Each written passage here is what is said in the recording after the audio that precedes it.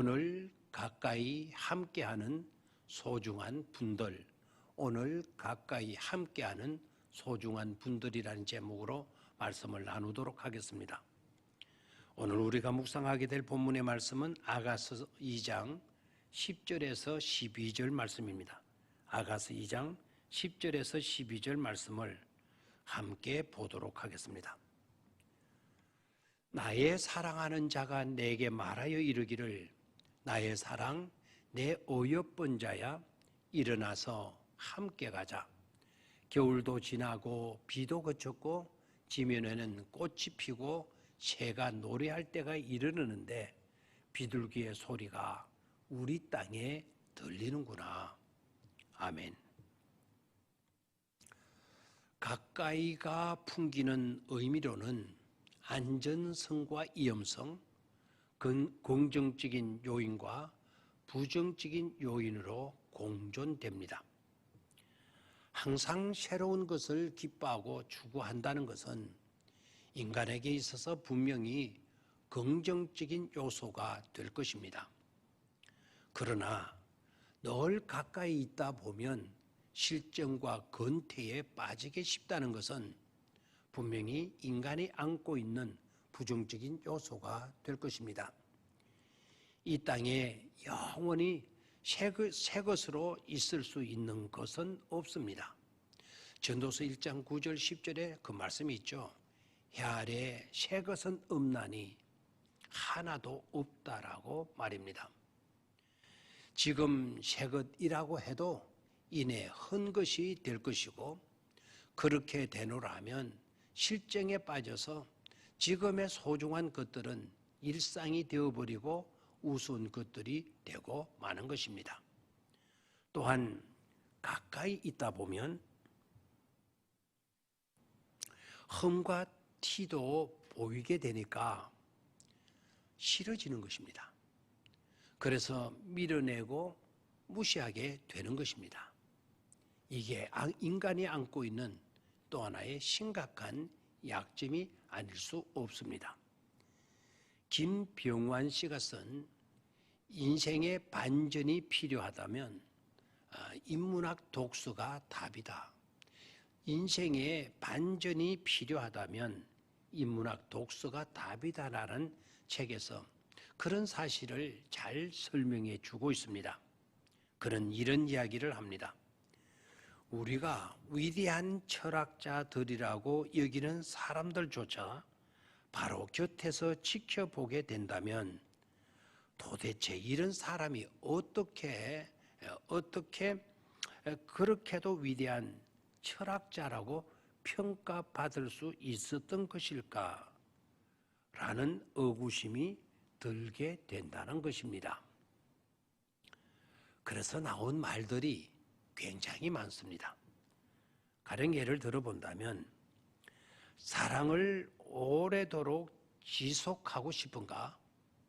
그렇다면 사랑하는 사람일수록 가까이에 두지 말고 가까이에 두고 보지 말고 멀리 두고 바라보라는 것입니다.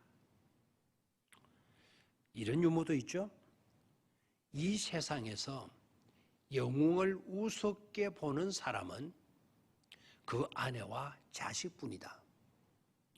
남들은 영웅으로 다들 높이는데 늘 가까이에 보는 아내와 자식은 아니더라는 것입니다. 아예 우습게 본다는 것이죠. 또한 멀리 있는 것은 그리움이요 가까이는 따분함이라는 것입니다. 가까이 있는 것은 따분해서 다 싫고 멀리 있는 것만 동경하게 된다는 것이죠.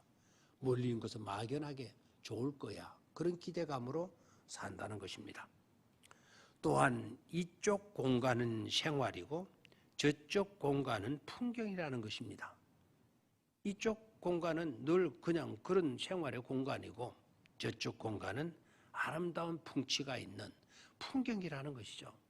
내가 있는 현장은 그저 그렇고 내가 머물지 않은 다른 곳을 또는 것은 풍경과 같이 여기는 다른 것이 더 좋은 곳일 거야. 이런 생각을 갖는다는 것입니다. 그리고 이쪽은 소란이고 저쪽은 낭만이라는 것입니다. 과연 그렇습니까? 이 모든 것들은 착각에 지나지 않는다는 것을 깨달아야 합니다. 성경에서 말씀하는 것들이 전혀 아닙니다.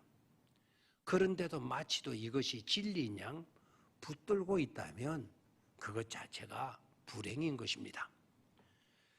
그것을 일깨워주는 말이 있는데 파리의 낭만은 3일이면 족하다. 파리의 낭만은 3일이면 족하다라는 말이 있습니다.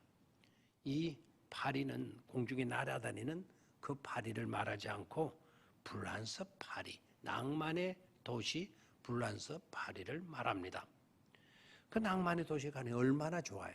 그런데 3일이면 족하다. 3일 지나고 나면 이곳이 그곳이고 그곳이 이곳이 된다라는 것이죠. 어느 곳이나 그게 그것이라는 것입니다.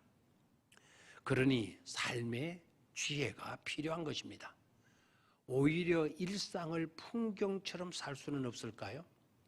평범한 것들 속에서 낭만을 누릴 수는 없을까요?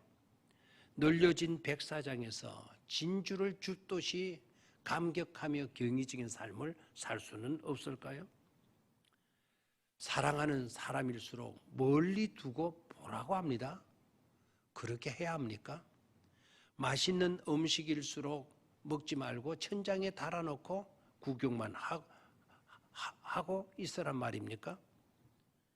사랑하는 사람을 가까이에서 보게 되니까 흠이 보이고 티가 보여서 그래야 한다고요? 그래서 싫어지는다고요? 그렇다면 그게 사랑이고 있습니까? 흠과 티가 있으면 안 되고 흠과 티가 없어야만 사랑하게 되는 것입니까? 그런 것이 사랑입니까? 아니면 욕심입니까?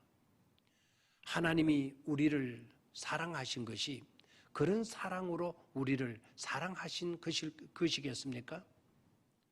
만약 가까이에서 보았더니 흠과 티가 보인다면 사랑은 두었다가 어디에 쓰시려고 합니까? 바로 그럴 때에 사랑을 사용하면 되지 않습니까? 성경은 말씀합니다.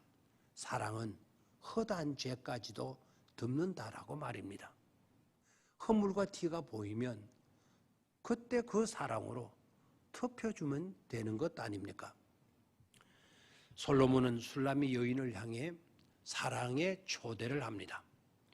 여기에 어떤 조건 같은 것들은 따지지 않습니다. 그저 함께입니다. 마치 하나님이 우리를 초대하시듯이 말입니다. 같이 있어서 지겹다고요? 오래되었다고 따분한 것입니까? 가까이에서 보니 실망스럽습니까? 그래서 멀리 있는 것이 좋아 보이고 새 물건이 좋고 이곳이 아닌 다른 곳이 훨씬 더 좋게 느껴집니까? 그런 것으로 바람든 무가 되어져서는 안 됩니다. 그런 것으로 바람된 무가 되고 말면 다 망치고 버려지는 것입니다. 항상 마주쳐 만나는 오늘 이분을 사랑하고 높여주고 세워주십시오. 오늘 이곳을 따분하게만 여기지 말고 이곳에서라도 작은 아름다운 꽃봉오리를 맺게 하는 그런 사람이 진정한 실력자의 삶이지 않겠습니까? 바로 그런 삶이 가장 존경받을 복 있는 삶의 모습이 아니겠습니까? 오늘 여기 함께하는 소중한 분들 말입니다. 감사합니다.